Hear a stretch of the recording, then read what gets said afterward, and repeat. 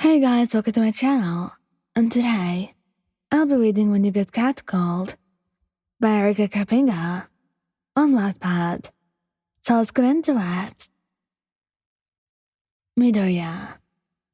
He would silently glare at the catcallers, shielding your ears with his hands. He didn't want you to go through that. He feels pathetic, because it was all he could do. He so desperately wanted to take action and do something, but he knew very well that you hated violence.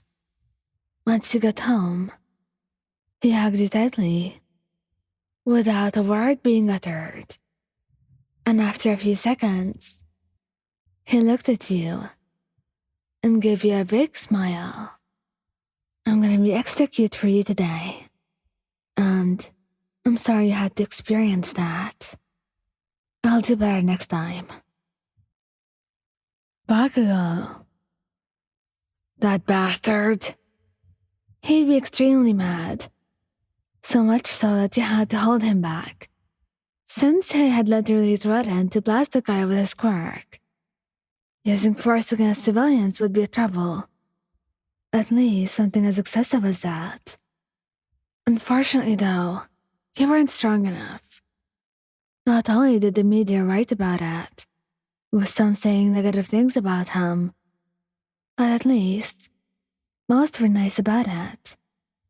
Sadly though, you got the hospital bill the next morning and had to pay for the expenses of that damn imbecile. Next time, he won't be so lucky. Bakugou muttered, wrapping his arms around your waist and giving you a soft kiss. You really knew he meant that when he said to stand up for you no matter what. Todoroki Shouto. He would glare at the person. You know his death glare. Literally. He would kill them if he could. And he walks up to them after he's tired of it and sick of the remarks. And he scolds them, his eyes cold. And he lifts his hand, freezing their leg to the ground. He really didn't want to have to do this. But such people should not be free to walk on the street. He had lectured them for a bit, and then decided to leave them frozen until the sun melted the ice. He then walked back to you and apologized to you for having to experience such terrible behavior. Kirishima. He would glare at them and whispers in a low, dark tone that really terrified you yourself. He is so dead. You would grab his hand before he could go and harm the catcaller, and you reassure him that you're okay, and that it wasn't that much of an issue, even though he saw the fact that you were so used to it much of the issue itself. He grabs the guy's collar, not enough to hurt, but enough to be a cold warning. Look at my girlfriend. Touch her, or think about her, and you'll be dead. I swear it. Really? How unmanly do you have to be? You're a shame to society. Even though you said no violence, you couldn't betray the fact that he looked hot, and that you liked seeing him this way. He really was beautiful. And amazing. Amazing enough that he made your day just by being so protective over you.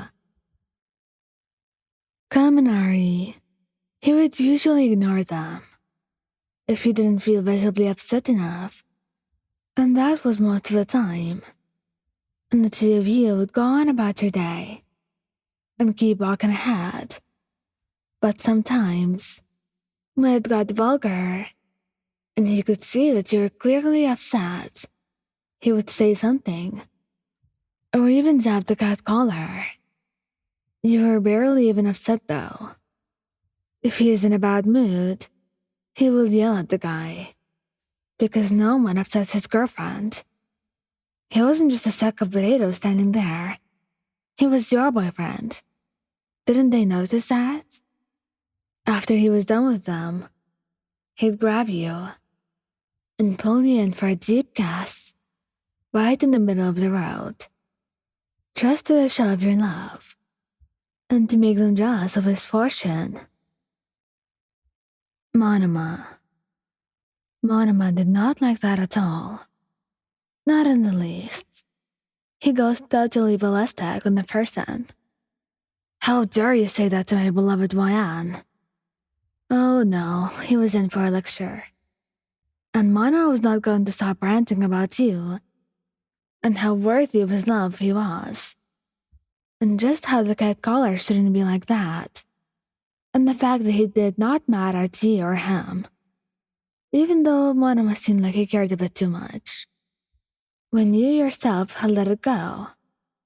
However, he would not stop. Even when he sees you walk away, he would continue to scold the person as you walk off. Iida would be very upset for a multitude of reasons. First, how disrespectful could they be? Second, could they not respect women for once? Or at least him? Third, did they not have anything else to do? Really, those people had too much time on their hands. He would go over to them and reprimand them. Seriously, he was so done with these people. Couldn't they just shut up and leave you alone? By the time he was done, the guy was already gone, and he had grabbed him, pulling him in for a kiss, and thanking him for how heroic he was. Sero. He would try his best to keep his anger under control. He did not like trouble, and certainly he did not like causing any. But if someone did that right in front of him, then he might just have to cause some, and it wasn't his fault. He was simply protecting his beautiful girlfriend, and anyone who dared disrespect her or bother her.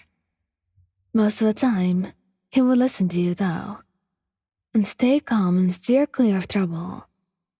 But if you are upset, or if the person got a bit too far, he would go over to them and tape them, lecture them about, then call the cops.